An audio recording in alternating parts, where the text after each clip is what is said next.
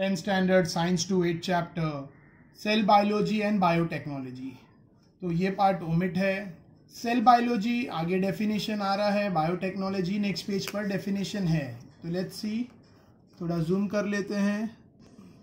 Cell biology को cytology भी कहते हैं। सेल बायोलॉजी का दूसरा नाम है cytology. Earlier we have studied the structure, type and organelles of the cell. This is called as cell biology या साइटोलॉजी।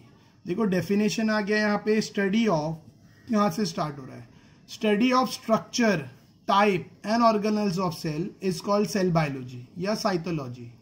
सेल के स्ट्रक्चर की पढ़ाई करना या सेल के टाइप्स को पढ़ना और सेल के ऑर्गेनल्स को पढ़ना। सेल ऑर्गेनल्स जैसे nucleus, cytoplasm, rhizobium, Golgi body, जो सेल के अंदर पार्ट्स रहते हैं।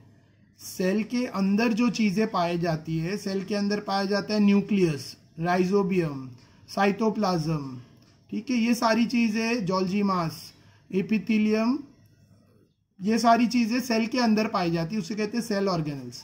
तो सेल का स्ट्रक्चर, सेल का स्ट्रक्चर, ठीक है, सेल के टाइप यानी प्रकार, और सेल के ऑर्गेनल्स की जो स्टडी है उसे कहते हैं सेल बायोलॉजी, उसे कहते हैं सेल बायोलॉजी या साइटोलॉजी, ठीक है। Beside above mentioned point, it includes the study of cell division and many other aspect of the cell. ये सब के अलावा उसमें सेल डिवीजन के बारे में भी होता है। इसमें सेल डिवीजन की भी पढ़ाई आती है। सेल डिवाइड कैसी होती है, मायोसिस, माइटोसिस क्या है, वो सब भी साइटोलॉजी में आता है। और दूसरी भी चीजें सेल से जुड़ी हुई, तो ये सब भी साइटोलॉजी यानी सेल बायोलॉजी में काउंट होता है। Next, there are revolutionary changes in the field of human health due to cell biology. Cell biology के आधार पर बहुत सारी क्रांतिकारी यानी बहुत सारे बदलाव आए हैं, ठीक है। सेल बायोलॉजी के आधार पर ह्यूमन हेल्थ में, इंसान की सेहत में सेल बायोलॉजी के रिसर्च से बहुत सारे बदलाव, बहुत सारे रेवोल्यूशनरी मतलब प्रॉफिटेबल, ठीक है, यानी नफा पहुंचाने वाले या फायदा देने वाले बदलाव आए गए हैं इंसान की सेहत में। Research institute specially dedicated for research on cells are establish at Pune and Bengaluru, India. India में सेल के ऊपर, खास करके जो सेल के ऊपर जो रिसर्च होती है इंडिया में, वो दो रिसर्च इंस्टीट्यूट एस्टैब्लिश हुए, स्थापित हुए हैं, पुणे में और बेंगलुरु में। पूना सिटी में, पुणे जो महाराष्ट्र में है, बेंगलुरु कर्नाटका में। National Center for Cell Science at Pune and INSTEM at Bengaluru are involved in valuable research. यहाँ पे वेबसाइट दिया है www.nccs.res.in, और ये INSTEM के लिए देखो, ये पुणे में है, इसका नाम है national centre of cell science, ठीक है, full form national centre of cell science. और जो बेंगलुरु में है वो इंस्टेम है, इंस्टेम सेल्स का रिसर्च सेंटर है, बेंगलुरु कर्नाटक, पुणे महाराष्ट्र। तो ये वेबसाइट पे जाकर और भी डिटेल में देख सकते हैं ये यहाँ पर क्या रिसर्च, किस बारे में रिसर्च होती है। वैसे इंस्टेम सेल क्या होता है आगे हम लोग पढ़ने वाले हैं।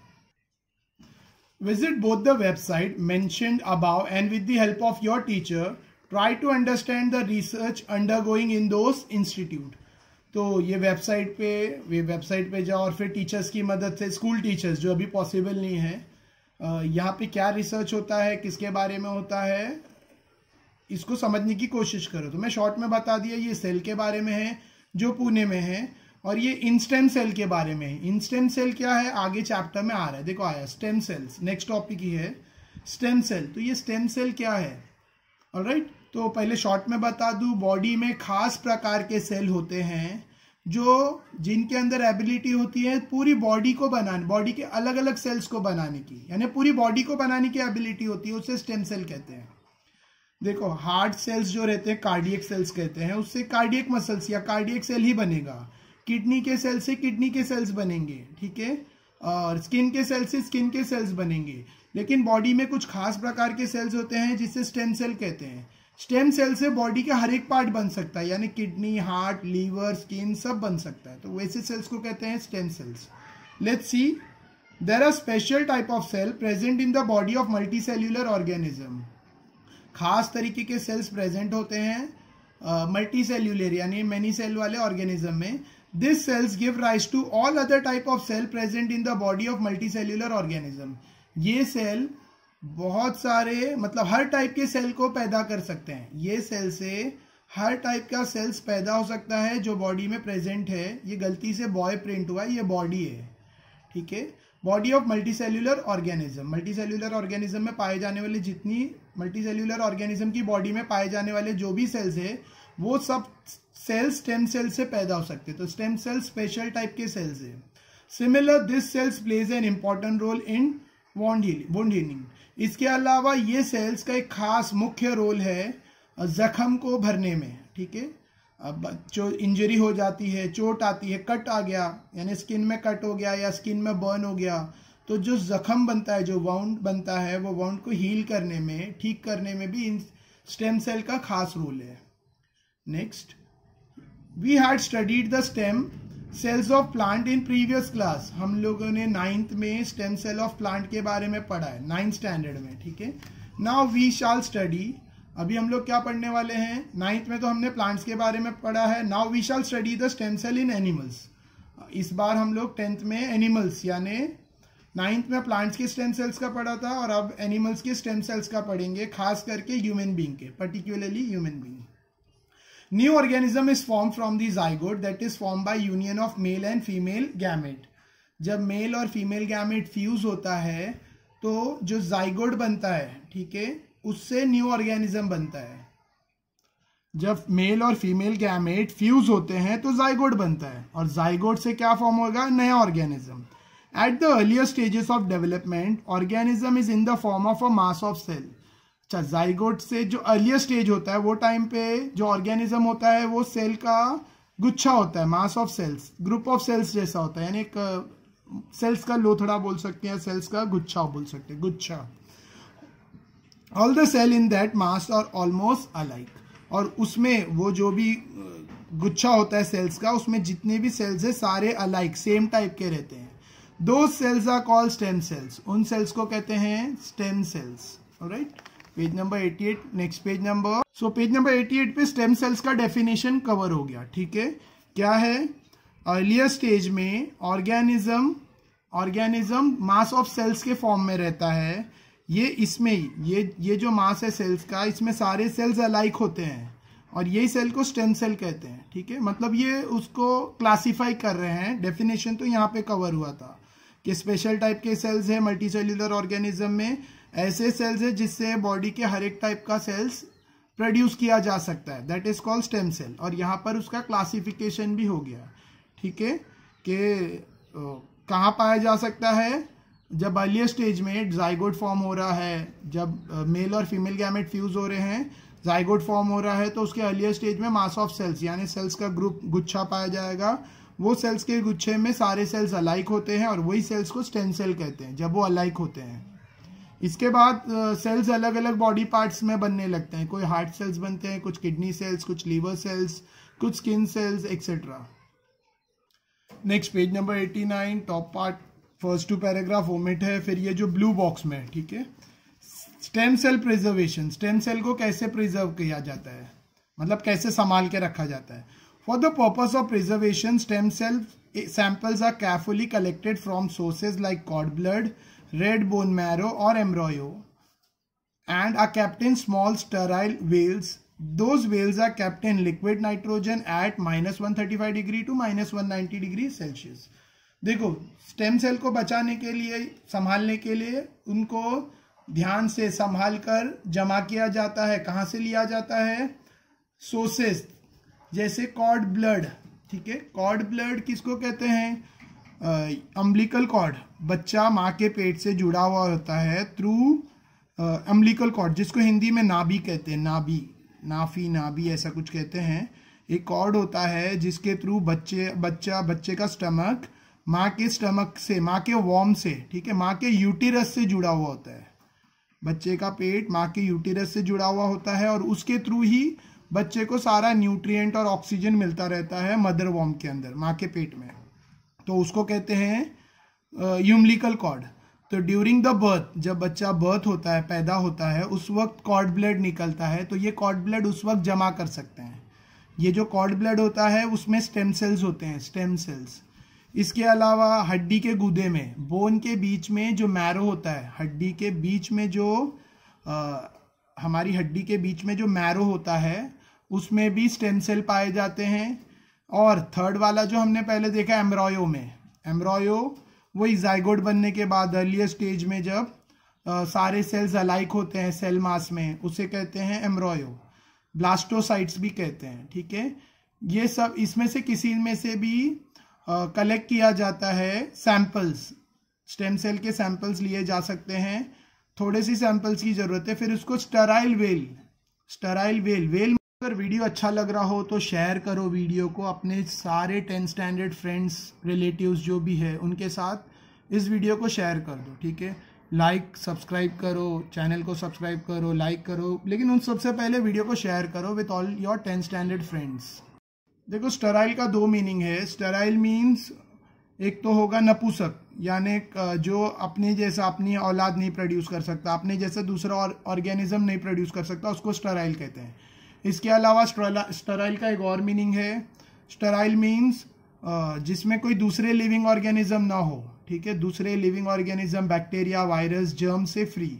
और वेल्स मतलब कंटेनर, यानी bottles, glass bottle, steel bottle. तो स्टेराइल वेल यानी ऐसी स्टील या ग्लास की बॉटल जिसमें लिविंग ऑर्गेनिज्म, दूसरे लिविंग ऑर्गेनिज्म नहीं है जो उसको खराब कर सके।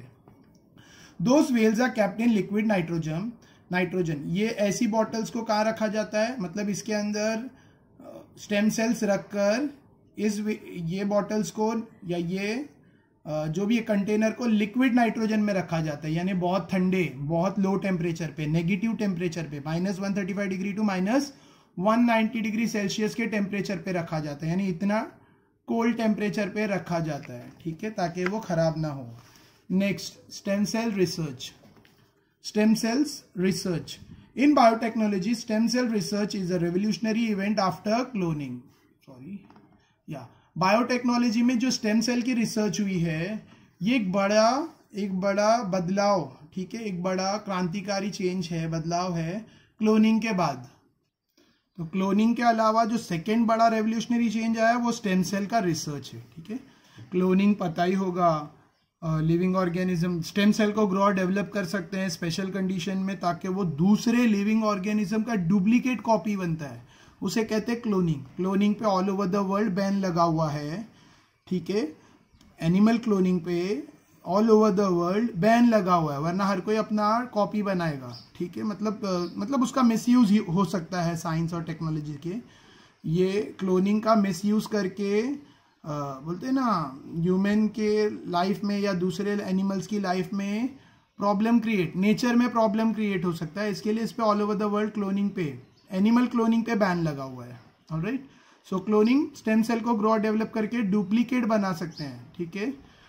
तो वो क्लोनिंग के बाद सेकेंड क्या है, ये स्टेम सेल पे जो रिसर्च चल रही है, ये एक बड़ा रेवोल्यूशनरी चेंज है। स्टेम सेल के थ्रू बॉडी के कोई भी सेल को बना सकते हैं, यानी स्टेम सेल लेकर हार्ट सेल्स बना सकते हैं, हार्ट बना सकते हैं, स्टेम सेल लेकर किडनी बना सकते हैं, स्टेम सेल लेकर दूसरे कोई भी बॉडी का ऑर्गन जो भी रिक्वायर्ड है बना सकते हैं।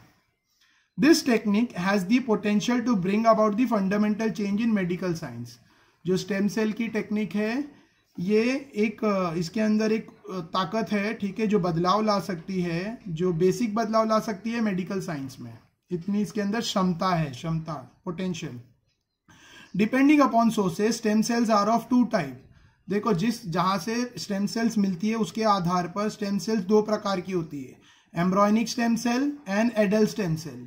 एक तो एम्ब्रॉयो में पाए जाने वाली स्टेम सेल और एक एडल्ट की स्टेम सेल। एम्ब्रॉयनिक मतलब जो जाइगोट के बाद एम्ब्रॉयो बनता है, यानी सेल्स का मास, अलाइक सेल का मास, उसको कहते हैं एम्ब्रॉयो। तो वहां से पाए जाने वाली एम्ब्रॉयनिक स्टेम सेल। और एक एडल्ट यानी ग्रोन अप की बॉडी से, ठीक है। तो पहले एम्ब्रॉयनिक स्टेम सेल्स के बारे में देखते हैं। Division of zygote start and thereby it converts into embryo. देखो, मेल फीमेल गैमेट फ्यूज होने के बाद जाइगोट बनता है, जाइगोट डिवाइड होने लगता है और क्या बनता है, एम्ब्रॉयो, ठीक है। Cells of embryo undergo repeated mitotic division. Embryo के सेल्स लगातार डिवाइड होते हैं, माइटोटिकली डिवाइड होते हैं। माइटोसिस, मायोसिस आगे वाले चैप्टर में हुआ है, ठीक है। अगर वो वीडियो नहीं देखा है तो मेरे चैनल की प्लेलिस्ट में सारे चैप्टर्स के वीडियो है। ये मेरा लास्ट चैप्टर जो बचा है साइंस 2 का, उसका वीडियो है। इसके अलावा मैंने सारे चैप्टर्स के वीडियो बनाए और प्लेलिस्ट में सारे वीडियो सीक्वेंस में अवेलेबल है, तो वहां से देख सकते हैं। Cell differentiation start from 14 days of conception. देखो 14 दिन के बाद सेल डिफरेंशिएशन स्टार्ट होता है, यानी सेल डिवाइड, सेल अलग अलग विभिन्न प्रकार में बदलने लगती है, यानी हार्ट के सेल्स, किडनी के सेल्स, ये सेल डिफरेंशिएशन 14 दिन के बाद शुरू होता है, ठीक है। Cells of different organ like osteocytes, देखो बोन के सेल्स, ओस्टियोसाइट्स, अलग अलग ऑर्गन्स बनने लगते हैं। सेल का जो डिफरेंशिएशन है मतलब सेल अलग अलग बॉडी के ऑर्गन बनने लगते हैं, जैसे कि बोन के सेल्स बनते हैं, लीवर सेल्स बनते हैं, और हार्ट सेल्स, कार्डियक सेल्स बनते हैं, न्यूरॉन सेल बनते हैं, एक्सेट्रा यहाँ दिया है। तो ये 14 डेज के बाद शुरू होता है। Cells of different organ like osteocytes, osteocytes मतलब bone cells, hepatocytes, liver cells and neurons are form due to differentiation. तो ये डिफरेंशिएशन के बाद ये 3 टाइप के सेल्स पहले बनते हैं। Embryonic cell before differentiation are called as embryonic stem cell, ठीक है। डिफरेंशिएशन होने से पहले यानी 14 दिन के पहले डिफरेंशिएशन 14 दिन से शुरू होता है, 14 दिन के बाद से या 14 दिन से शुरू होता है। तो 14 दिन के पहले जो भी सेल है एम्ब्रॉयो में उसको एम्ब्रॉयनिक स्टेम सेल कहते हैं। 220 different type of cell in human body are form from single type of cell. 220 अलग अलग प्रकार के सेल बनते हैं ह्यूमन बॉडी में, और वो सारे एक ही टाइप के सेल से बनते हैं, ठीक है। That is embryonic stem cell. 220 अलग अलग प्रकार के ह्यूमन बॉडी में सेल्स बनते हैं, लेकिन वो सारे एक ही सेल से बनते हैं, और वो एक सेल है embryonic stem cell. Third stem cell are primary type of undifferentiated cells with self-multiplying ability and they are the parent cell of all type of human cell, ठीक है। इसके लिए स्टेम सेल क्या है? Stem cell primary type of undifferentiated cell है, ठीक है। Stem cell primary, ठीक है, मतलब सबका बेसिक आधार है, हर सेल का आधार, हर सेल का पेरेंट सेल है, ठीक है। और इनके अंदर सेल्फ मल्टीप्लाइंग एबिलिटी है, मतलब खुद से मल्टीपल डिवीजन होने की स्टेम सेल में एबिलिटी है, क्षमता है। And they are the parent cell of all type of human cell. हर टाइप के ह्यूमन सेल की पेरेंट सेल बोली जाती है stem cell, embryonic stem cell. This property of stem cell is called as pluripotency. ये इसकी property, प्लूरिपोटेंसी मतलब ये वर्ड बहुत इंपॉर्टेंट है, याद रखो। प्लूरिपोटेंसी मतलब ऐसी क्षमता जो प्राइमरी, जो हर सेल का प्राइमरी टाइप हो, उनके अंदर सेल्फ मल्टीप्लाइंग एबिलिटी हो, और वो सबकी पेरेंट सेल बोली जाती है, ठीक है। हर सेल की बेसिक स्टेम सेल है, और स्टेम सेल के अंदर सेल्फ मल्टीप्लाइंग एबिलिटी है, इसके लिए इनको प्लूरिपोटेंसी भी कहा जाता है।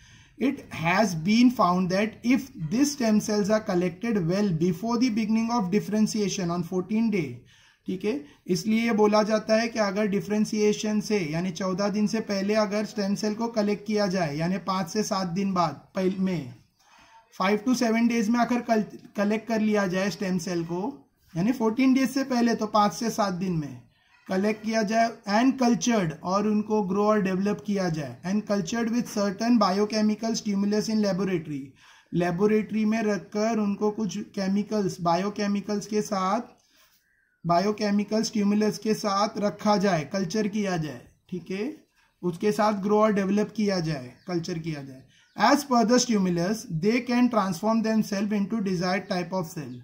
तो जैसा स्टिमुलस दिया जाएगा, जैसा उनको ऑर्डर दिया जाएगा, ठीक है, बाय केमिकल्स, ऑलराइट, जैसा उनको केमिकल्स का प्रभाव दिया जाएगा वो उस हिसाब से ट्रांसफॉर्म होगी रिक्वायर्ड सेल्स में। डिजायर्ड सेल मतलब चाहत वाली, जैसे हमें स्टेम सेल का हार्ट सेल बनाना है, या स्टेम सेल से हमें लीवर सेल बनाना है, या स्टेम सेल से हमें न्यूरॉन्स के सेल बनाना है, तो वैसा बायोकेमिकल स्टिमुलस यूज करेंगे और उसको स्टेम सेल से हम लोग न्यूरॉन सेल बनाएंगे, ठीक है। अगर सपोज लीवर सेल बनाना है तो वैसा बायोकेमिकल स्टिमुलस यूज करेंगे और स्टिमुलस देकर उसको लीवर सेल में कन्वर्ट कर सकते हैं। तो स्टेम सेल से लीवर सेल बना सकते हैं, स्टेम सेल से न्यूरॉन सेल बना सकते हैं, ठीक है। तो डिजायर्ड टाइप मतलब जो इच्छा वाली, जो हमें जो सेल टाइप, जो टाइप के सेल्स की हमें इच्छा हो, वैसे टाइप की सेल्स बना सकते हैं। Thereby tissues and finally into organ, और उसके सेल्स बना सकते हैं, उसके टिश्यूज बना सकते हैं और फाइनली वो ऑर्गन बना सकते हैं। ठीक है, जैसे कि ऑस्टियोसाइट्स यानी बोन्स के सेल बना रहे हैं तो वैसा बायोकेमिकल स्टिमुलस डालना पड़ेगा, मतलब वैसे बायोकेमिकल स्टिमुलस से उनको लैब में कल्चर करना पड़ेगा और फिर बोन्स के सेल्स ऑस्टियोसाइट्स बनेंगे और फिर उनका टिश्यू बनेगा। टिश्यू मतलब group of cell with similar function is called tissue. तो पहले तो एक सेल के बारे में दिया है, कुछ सेल्स के बारे में, फिर उनका ग्रुप गुच्छा टिश्यू, ठीक है, और फाइनली बोन्स बन सकती है, फाइनली इनटू दोज ऑर्गन्स, यानी फाइनली उससे बोन सेल से बोन बना सकते हैं, ऑलराइट। लीवर सेल से लीवर बन सकता है, किडनी सेल से किडनी बन सकती है। एडल्ट स्टेम सेल, तो ये तो एम्ब्रायोलॉजी का हो गया, एम्ब्रायोनिक, मेरे हिसाब से मैंने एकदम देखो ये एम्ब्रायोनिक सेल मदर वॉर्म से लिया जा सकता है, मदर वॉर्म, ठीक है। जब बेबी डेवलप हो रहा है कोई भी एनिमल में, जब ये मेल फीमेल गैमेट फ्यूज हो रहे हैं, जाइगोट बना, जाइगोट के बाद एम्ब्रायो बना, एम्ब्रायो के अंदर जो सेल्स है उसको वो सारे स्टेम सेल्स है, ठीक है। 14 डेज के अंदर अगर उसको लिया जाए, 14 डेज के बाद वो एम्ब्रायोनिक सेल डिफ्रेंशिएट होने लगते हैं, यानी बॉडी के अलग अलग पार्ट्स में कन्वर्ट होने लगते हैं, ठीक है। तो अलग अलग बॉडी का ऑर्गन बनने लगते हैं, बोन्स बनने लगते हैं, लीवर, किडनी एक्सेट्रा। तो उसके पहले 14 डेज में यानी 5 to 7 डेज में उनको निकाल कर अगर कल्चर करके जो टाइप का डिजायर्ड सेल है, वो दो साइड का जो डिजायर्ड ऑर्गन है, जैसा ऑर्गन चाहिए वो टाइप के सेल, वो टाइप के टिश्यूज बना सकते हैं। तो ये एम्ब्रायो का हो गया। Second is adult stem cell. अब एडल्ट में भी लिया जा सकता है, ये एम्ब्रायो से लेने की जरूरत नहीं। देखो, stem cell can be obtain from the body of adult person too, adult person की बॉडी से भी स्टेम सेल लिए जा सकते हैं। There are 3 main sources of stem cell in the body of adult person. 3 जगह है, ठीक है, बॉडी में 3 जगह से स्टेम सेल निकाल सकते हैं। एडल्ट पर्सन की बॉडी के 3 पार्ट से स्टेम सेल ले सकते हैं। Stem cell can be obtain from red bone marrow, red bone हड्डी का जो लाल गुदा होता है, हड्डी के अंदर बीच का पार्ट, ठीक है, उसको बोन मैरो कहते हैं, वहां से ले सकते हैं। बॉडी में जो एडिपोज कनेक्टिंग टिश्यू है वहां से ले सकते हैं, या ब्लड से ले सकते हैं। ब्लड, एडिपोज कनेक्टिंग टिश्यू या रेड बोन मैरो से स्टेम सेल ले सकते हैं एडल्ट पर्सन के, ग्रोन अप के, ठीक है। एक तो ये एम्ब्रायो है मदर वॉर्म में, मतलब अनबॉर्न बेबी, फोच्यूज है, ठीक है, मतलब फर्स्ट स्टेज जाइगोट। और ये तो एडल्ट पर्सन है, यानी योल, तुम स्टूडेंट्स की बॉडी से भी निकाल सकते हैं, ठीक है, ब्लड से ले सकते हैं, एडिपोज कनेक्टिंग टिश्यू से ले सकते हैं, या बोन के रेड मैरो से भी ले सकते हैं। Beside, stem cell can be obtain from cord blood immediately after birth. इसके अलावा जब बच्चा पैदा होता है तो मदर को जो ब्लड निकलता है, बच्चा जन्म होता है, उसमें बच्चे के जन्म के साथ जो ब्लड निकलता है उसे कॉर्ड ब्लड भी कहते हैं, ठीक है। जो नाफ कनेक्टेड रहती है, नाभि के अंदर जो ब्लड रहता है उसको कॉर्ड ब्लड कहते हैं, उससे भी स्टेम सेल ले सकते हैं। Next, last part of this page, use of stem cell. कहाँ यूज होगा ये स्टेम सेल? स्टेम सेल का यूज क्या है? तो first use A, regenerative therapy में। फर्स्ट यूज क्या है इसका? रीजेनरेटिव, मतलब इससे रीजेनरेट कर सकते हैं। Cell therapy, stem cells are used to replace the dead cell in the case of condition like diabetes. देखो, स्टेम सेल से डेड सेल को, मतलब स्टेम सेल से बॉडी में जो डेड सेल है, जो सेल डेड हो गए हैं, उसको रिप्लेस करके स्टेम सेल उसकी जगह पर काम ला सकते हैं। कैसी बीमारियों में? जैसे कि डायबिटीज में, myocardial infarction, heart attack. Myocardial infarction मतलब हार्ट की ब्लड वेसल्स चोक हो जाना, ब्लड के बोलते ना, हार्ट में जो खून पहुंचाने वाली है ट्यूब्स, आर्टरीज, वेन्स चोक होती है, उसको मायोकार्डियल इन्फ्रैक्शन कहते हैं। अल्जीमर्स डिजीज मतलब गजनी वाली बीमारी, एग्जाम्पल दे रहा हूँ, यानी याददाश्त खो जाना, मेमोरी डिलीट होना, वो गजनी का अलग प्रॉब्लम था, वो शॉर्ट टर्म मेमोरी वो अलग चीज़ है, वो अलग बीमारी है। अल्जीमर्स डिजीज यानी याददाश्त चली जाना, याददाश्त पुरानी, मतलब चीज़ों को भूलते जाना, ठीक है, इसको अल्जीमर डिजीज कहते हैं। पार्किंसंस डिजीज मतलब नर्वस डिसऑर्डर, यानी नर्व्स, हमारी बॉडी में जो नर्व सिस्टम है जिससे हमारी बॉडी कंट्रोल रहती है, हाथ पैर कंट्रोल रहते हैं, वो चले जाना। देखो, जिसको पार्किंसन डिजीज होती है, यानी बुढ़ापे में मोस्टली, तो लोगों के हाथ पैर कांपते हैं, हाथ पैर ऐसे वाइब्रेट होते रहते, तो इसको ये पार्किंसन डिजीज की वजह से होता है, ठीक है। यानी नर्व्स का सिस्टम गड़बड़ होना, नर्व्स का डिसऑर्डर। ये नर्व्स मतलब देखो अभी मैं अपने हाथ को कंट्रोल कर सकता हूँ क्योंकि मेरे नर्व्स उसको कंट्रोल कर रहे हैं, लेकिन जो बूढ़े लोग हैं उनमें पार्किंसन डिसऑर्डर होता है तो उनके हाथ ऐसे वाइब्रेट होते हुए दिखते हैं। और मोस्टली जो ड्रगिस्ट होते हैं, जो अल्कोहलिस्ट होते हैं, जो स्मोकर्स रहते हैं, उनके भी हाथ ऐसे, तो उनके अंदर ये पार्किंसन डिसऑर्डर पाया जाता है। तो ये सब सेल थेरेपी है। इसमें स्टेम सेल को हम लोग रिप्लेस कर सकते हैं डेड सेल से, मतलब डेड सेल हटाकर, जो बॉडी में डेड सेल हो गई है उसको हटाकर स्टेम सेल लगा सकते हैं, उसकी यूज़ कर सकते हैं। और ये किन बीमारियों में यूज़ किया जा सकता है? डायबिटीज़ है कॉमन बीमारी, शुगर की बीमारी, ब्लड का शुगर लेवल राइज या कम हो जाना, बढ़ना, या myocardial infarction, heart attack, Alzheimer disease, याददाश्त डिलीट होते रहना, मेमोरी भूलते जाना, डिलीट करना, और डिस्ट्रॉय, मेमोरी डिस्ट्रॉय करने वाली बीमारी। और नेक्स्ट है पार्किंसन डिजीज, जो नर्वस डिसऑर्डर है, नर्व्स का डिसऑर्डर। तो ये ए पार्ट हो गया रीजेनरेटिव थेरेपी का। B part, to produce blood cell required in condition like anaemia, thalassaemia, leukaemia etcetera. इसके अलावा स्टेम सेल से ब्लड सेल्स बना सकते हैं, स्टेम सेल से ब्लड सेल्स बना सकते हैं। ब्लड सेल्स कहाँ यूज होगी? अनामिया में, खून की कमी। एनामिया मीन्स ब्लड की कमी, मोस्टली और फीमेल्स में ब्लड की कमी होती है तो उसमें एनामिया, ठीक है। मेंस्ट्रुअल साइकिल के थ्रू वजह से ब्लड की कमी होती है फीमेल्स में, तो वहाँ पे ये ब्लड, इससे ये स्टेम सेल से ब्लड बना के वहाँ यूज किया जा सकता है एनामिया में। थैलास्मिया एक बीमारी है, मतलब एक डिसऑर्डर है जिसमें कुछ लोगों की बॉडी में ब्लड नहीं बनता, नया ब्लड नहीं बनता, ठीक है। ओल्ड ब्लड सेल्स जो डिस्ट्रॉय होते जाते हैं ऑटोमेटिकली और नए बनते जाते हैं नॉर्मल पर्सन में, लेकिन जिनको थैलास्मिया है उनकी बॉडी में नए सेल्स नहीं बनते, नए ब्लड सेल्स नहीं बनते, तो उनमें स्टेम सेल्स की मदद से ब्लड सेल्स बना के यूज किए जा सकते हैं। ल्यूकेमिया एक टाइप का ब्लड कैंसर है, ठीक है, एक टाइप का ब्लड कैंसर है जिसमें ब्लड टिश्यूज फॉर्म होता है, उसकी बहुत डिटेल मैंने शॉर्ट में लिख दिया, टाइप ऑफ ब्लड कैंसर। तो इसमें भी खून की कमी होगी बॉडी में, तो उसमें भी स्टेम सेल यूज करके ल्यूकेमिया में यूज कर सकते हैं। स्टेम सेल से ब्लड सेल बनाकर ल्यूकेमिया की बीमारी में भी यूज कर सकते हैं, ठीक है। जो ल्यूकेमिया पेशेंट है उसको भी ट्रांसफर कर सकते हैं। Next, organ transplantation. इसके अलावा क्या है? Organ transplantation. स्टेम सेल की मदद से ऑर्गन बना सकते हैं। सपोज किसी की किडनी फेल हो गई तो स्टेम सेल की मदद से किडनी बनाकर किडनी ट्रांसप्लांटेशन कर सकते हैं, ठीक है। किसी का लीवर खराब हो गया है तो स्टेम सेल की मदद से नया लीवर के सेल्स बनाएंगे, लीवर के टिश्यू बनाएंगे, फाइनली लीवर ऑर्गन बनाएंगे और जिसको भी लीवर जरूरी रिक्वायर्ड है उसकी बॉडी में ट्रांसफर कर सकते हैं। In case of failure of organ like kidney and liver, those can be produced with the help of stem cell when transplanted, ठीक है। अगर किडनी फेल हो जाए, लीवर फेल हो जाए तो स्टेम सेल की मदद से वो ऑर्गन प्रोड्यूस करके ट्रांसप्लांट यानी रिक्वायर्ड पर्सन की बॉडी में डाल सकते हैं। Next, page number 90, discuss about stem cell and organ transplantation in the class with the help of figure given below. तो क्लास में स्टेम, ये फिगर दिया है, ये क्लास में डिस्कस करने बोला है, तो क्लास तो यही है मेरी, मैं यहाँ पे डिस्कस कर लेता हूँ। स्टेम सेल से नर्व सेल बना सकते हैं और उससे ब्रेन बना सकते हैं।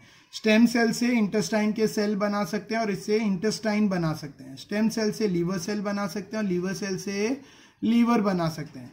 स्टेम सेल से कार्डियक सेल यानी कार्डियक टिश्यू बना सकते हैं और उससे कार्डियक यानी हार्ट बना सकते हैं। स्टेम सेल से ऑस्टियोसाइट्स के सेल्स यानी बोन बना सकते हैं। ऑलराइट, तो ये फिगर हमने डिस्कस कर लिया। Next, organ transplantation. So organ transplantation में पीछे डिस्कस कर चुका हूँ, वही वापस लिखा है, देख लेते हैं। बॉडी में कुछ ऑर्गन खराब हो जाए, फेल हो जाए या कम इफेक्टिव हो जाए, कम एफिशिएंट हो जाए, तो दूसरे की बॉडी से उसको डोनेट करके या स्टेम सेल की मदद से बनाकर ट्रांसप्लांट कर सकते हैं। तो organ transplantation, various organ in the human body either became less efficient और कंप्लीटली फंक्शनलेस। ह्यूमन बॉडी के कुछ ऑर्गन्स बहुत कम कारगर, ठीक है, कम काम करते, मतलब काम करना कम कर देते हैं या कंप्लीटली फंक्शनलेस हो जाते हैं या पूरी तरह से काम करना बंद कर देते हैं due to various reason like ageing, accident, infection, disorder etcetera. इसकी वजह कुछ भी हो सकती है, एज हो सकती है, एजिंग, बुढ़ापा हो सकता है, एक्सीडेंट की वजह से ऑर्गन फेल हो जाते हैं या खराब हो जाते हैं, या किसी बीमारी इन्फेक्शन लगने की वजह से, या खुद ही डिसऑर्डर की वजह से, etcetera. Life of such person become difficult और इवन फैटेलिटी में ऑकर अंडर सच कंडीशन. ऐसे लोगों की जिंदगी बहुत मुश्किल हो जाती है या मौत भी हो सकती है इन हालात की वजह से. However, if a person get the necessary organ under such condition, it life can be saved. हाँ, अगर किसी को ऐसे ऑर्गन मिल जाए तो उसकी जिंदगी बचाई जा सकती है, उसकी जिंदगी बदली जा सकती है, बचाई जा सकती है. Availability of donor is an important requirement in organ transplantation. देखो, ऑर्गन ट्रांसप्लांट करने के लिए क्या चाहिए? डोनर, देने वाला. जैसे किडनी खराब हो गई तो हर इंसान में 2 किडनी होती है, कोई भी अपनी किडनी डोनेट करेगा तो एक किडनी पे वो भी जिएगा और दूसरा पर्सन जिसकी दोनों किडनी खराब हो गई है वो इसकी किडनी पे जी सकता है, वो इससे किडनी लेकर जी सकता है. सो किडनी का मैंने एक एग्जांपल दिया. Each person has a pair of kidney. हर इंसान में 2 किडनी रहती है. As the process of excretion can occur with the help of single kidney, person can donate another one. एक किडनी से भी बॉडी में एक्सक्रीशन यानी यूरिन निकलता रहेगा, यूरिन का प्रोडक्शन होगा. एक किडनी से भी एक्सक्रीशन का प्रोसेस होगा ह्यूमन बीइंग में. तो इंसान दूसरी किडनी, मतलब जो 2 किडनी है, तो एक किडनी किसी दूसरे को भी डोनेट कर सकता है. Similarly skin from certain parts of body can also be donated. और इसी तरह से बॉडी के कुछ हिस्से की जो स्किन है वो भी डोनेट की जा सकती है. Various factor like blood group, disease, disorder, age etcetera. बहुत सारे अलग अलग फैक्टर जैसे कि ब्लड ग्रुप, डिजीज. देखो, कुछ भी ट्रांसप्लांट, बॉडी के पार्ट्स ट्रांसप्लांट करने से पहले ब्लड ग्रुप मैच होना ज़रूरी है. जो डोनेट कर रहा है उसको देखना पड़ेगा कोई डिजीज़ या डिसऑर्डर तो नहीं है. डिजीज़ यानी बीमारी. डिसऑर्डर जैसे डायबिटीज़ एक डिसऑर्डर है, डिजीज़ नहीं है. डायबिटीज़ डिजीज़ नहीं है, डिसऑर्डर है. बॉडी के ऑर्गन बराबर काम नहीं कर रहे हैं उसको डिजीज़ नहीं कहते हैं, उसे डिसऑर्डर कहते हैं. एज ज़्यादा एज वाला तो नहीं, etcetera of the donor. Donor का ब्लड ग्रुप देखा जाएगा, उसे कोई बीमारी या कोई डिसऑर्डर तो नहीं है और उसकी उम्र कितनी है, ये सब चीज़ें देखनी ज़रूरी है. And recipient need to be paid attention during transplantation. तो डोनर और रिसिपेंट दोनों की एज, डिसऑर्डर, डिजीज और ब्लड ग्रुप ये सब देखना बहुत ज़रूरी है. ठीक है, मतलब ऐसे ही किसी को भी ट्रांसप्लांट नहीं कर सकते. Alright. However other organ can not be donated during life time. देखो, अच्छा एक चीज़ और बता दूं, रिसिपेंट का क्यों देखना ज़रूरी है. रिसिपेंट को अगर डायबिटीज़ का डिसऑर्डर है तो उसको ट्रांसप्लांटेशन नहीं करेंगे जब तक कि डायबिटीज़ कंट्रोल में ना हो. रीज़न इज डायबिटीज़ ऐसी बीमारी है जिसमें लोगों के जख्म नहीं भरते. ठीक है, जख्म अगर ऑपरेट किया तो कट करेंगे तो वो चीज़ें जल्दी से हील नहीं होगी क्योंकि डायबिटीज़ डिसऑर्डर है. एग्जाम्पल दे रहा हूँ मैं. उसी तरह से एज, जैसे जैसे एज बढ़ती है वुंड हीलिंग की कैपेसिटी कम हो जाती है. ठीक है, एज के हिसाब से बॉडी के फंक्शंस वीक पड़ने लगते हैं. तो ये सारी चीज़ें देखनी ज़रूरी है. डिजीज़ और ब्लड ग्रुप तो मैच होना बहुत ज़रूरी है. डिजीज़ नहीं होना चाहिए, चाहे डोनर हो चाहे रिसिपेंट हो. However, other organ cannot be donated during lifetime. देखो, किडनी तो इंसान अपनी जिंदगी के अंदर डोनेट कर सकता है क्योंकि 2 किडनी है, पैर है तो एक दे सकता है एक पे, लेकिन दूसरे कोई ऑर्गन वो डोनेट नहीं कर सकता. Organ like liver, heart, eye can be donated after death only. Organ जैसे कि हार्ट, हमारा दिल, आंखें और लीवर एक ही होता है, दिल भी एक ही होता है, आंखें 2 होती है, लेकिन किसी को भी एक डोनेट करके एक आंख से काना बनना पसंद नहीं होगा, शायद ही कोई होगा. तो ये सारी चीज़ें हमारे मरने के बाद ही डोनेट की जा सकती है. This had led to emergence of concept like posthumous after death donation of body and organ. इसकी वजह से इसको हम लोग पोस्टमार्टम भी कहते हैं, पोस्टमार्टम ऐसा सब बोलते हैं, पोस्टुमस. ठीक है, अच्छा, इसकी वजह से एक कॉन्सेप्ट चल पड़ा है जिसका नाम है पोस्टुमस, यानी मरने के बाद बॉडी के ऑर्गन डोनेट करना. ठीक है, तो बहुत सारे सेलिब्रिटीज़ जो है, एक्टर, एक्ट्रेस, उन लोगों ने अपना डोनेशन लिख दिया है कि मेरी आंखें डोनेट की जाएगी, ये वो एक्सेट्रा. आगे, ऑर्गन और बॉडी डोनेशन, बॉडी के पार्ट्स या पूरी बॉडी डोनेट करना. Human bodies are disposed of after death as per traditional custom.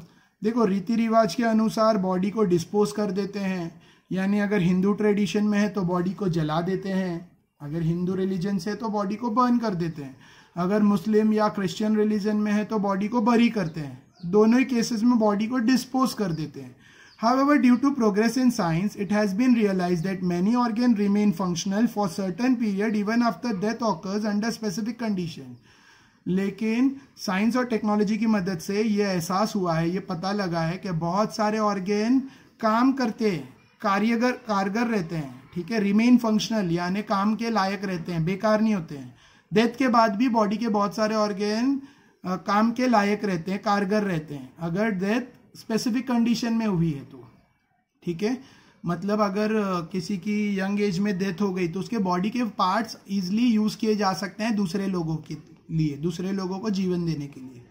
Concept like organ donation and body donation have emerged recently after realization that such organ can be used to save the life of other needful person. ठीक है, तो ये concept, ये idea चल पड़ा है, ये ideas काफ़ी हिट हो रहा है. क्या ऑर्गेन डोनेट करो या अपनी बॉडी को पूरा डोनेट करो. ठीक है, ये चीज़ें चल पड़ी है. ये एहसास, ये महसूस होने के बाद कि ये ऑर्गेन दूसरे की जिंदगी बचा सकते हैं, जो भी ज़रूरतमंद है उसको एक नया जीवन दे सकते हैं. A liberal view behind the concept of organ or body donation is after death, our body should be useful to other needful persons so that their miserable life will become comfortable. देखो इसके पीछे जो एक liberal view है, liberal मतलब free, liberal means freedom वाला, view सोच, इसके पीछे एक आज़ादी पूर्वक लोगों की सोच है. क्या एक कॉन्सेप्ट है कि हमारा ऑर्गेन हमारे मरने के बाद किसी और ज़रूरतमंद के काम आएगा, जो बेचारा उसके बगैर जी रहा है. जैसे कोई आदमी अंधा है, जिंदगी भर उसने कुछ देखा ही नहीं, उसको उसकी आंखें नहीं है, तो कोई दूसरा आंखें डोनेट कर रहा है अपने मरने के बाद, तो उसकी आंखों से ये एक नई चीज़ मतलब एक नई जीवन देखेगा, यानी एक लाइफ उसकी लाइफ में जो माइजरेबल, जो कमी है वो पूरी हो जाएगी. ठीक है, माइजरेबल मीन्स कमी, जो कमी वाली उसकी ज़िंदगी में जो कमी है वो बदल जाएगी और वो कंफर्टेबल लाइफ जी सकता है. Awareness about this concept is increasing in our country and people are voluntary donating their bodies. और जागरूकता बढ़ रही है हमारे देश में इसके आधार पर, और बढ़ चढ़ कर लोग अपनी चाहत से, वॉलेंट्री मतलब अपनी इच्छा से डोनेट कर रहे हैं अपने बॉडीज के पार्ट्स को. Life of many people can be save by organ और बॉडी डोनेशन. सो बहुत सारे लोगों की जिंदगी बचाई जा सकती है ऑर्गेन या बॉडी डोनेशन से. Blind can regain the vision, अंधों को देखने की ताकत या क्षमता मिल सकती है. Life of many people can be rendered comfortable by donation of organ like liver, kidney, heart valve, skin etcetera. और बहुत सारे लोगों को जिंदगी में कंफर्ट मतलब सुकून, आराम, चैन मिल सकता है डोनेटेड ऑर्गेन से. जैसे लीवर, किसी का लीवर खराब हुआ तो दूसरे का लीवर डोनेशन से उसको मिला तो वो कंफर्टेबल लाइफ जी सकता है. किडनी, हार्ट वॉल्स मतलब ब्लड के जो ट्यूब्स रहते हैं, ठीक है, आर्टरीज और veins, heart walls, skin etcetera. ठीक है, उनको एक बोलते हैं ना, एक सुकूनदायक, आरामदायक जिंदगी मिल सकती है. Similarly body can be made available for research in medical studies. इसके अलावा जो डेड बॉडीज है वो मेडिकल रिसर्च स्टडीज में भी उसको स्टडी के लिए भी यूज किया जा सकता है. Many government and social organisation are working toward increasing the awareness about body donation. और सरकार और बहुत सारे सामाजिक संगठन इसके लिए काम कर रहे हैं ताकि लोगों में जागरूकता फैलाए बॉडी डोनेशन को लेकर. ऑलराइट, सो पेज नंबर 90 तक मैंने कंप्लीट किया. नेक्स्ट चैप्टर का पार्ट है, नेक्स्ट पार्ट इज, देखो इसमें बॉडी के पार्ट्स बताए हैं, ह्यूमन बॉडी में कौन से पार्ट्स डोनेट किए जा सकते हैं, eyes, lungs, liver, bones, skin, kidney, pancreas, heart. ठीक है, ये सब दूसरे यूज कर सकते हैं. सो ये दो टॉपिक तो ओमिट है. नेक्स्ट चैप्टर का सेकेंड पार्ट है बायोटेक्नोलॉजी, तो नेक्स्ट वीडियो में इसको कवर करेंगे. ये वीडियो ऑलरेडी बहुत लेंदी हो गया है और 3 पेजेस मैंने एक्सप्लेन किए हैं, page number 88, 89, 90. So next video में I explain page number 91. Thank you. अगर वीडियो अच्छा लगा हो तो लाइक, शेयर, सब्सक्राइब करो. सबसे पहले तो शेयर कर दो वीडियो को अपने सारे 10th स्टैंडर्ड फ्रेंड्स के साथ. Thank you.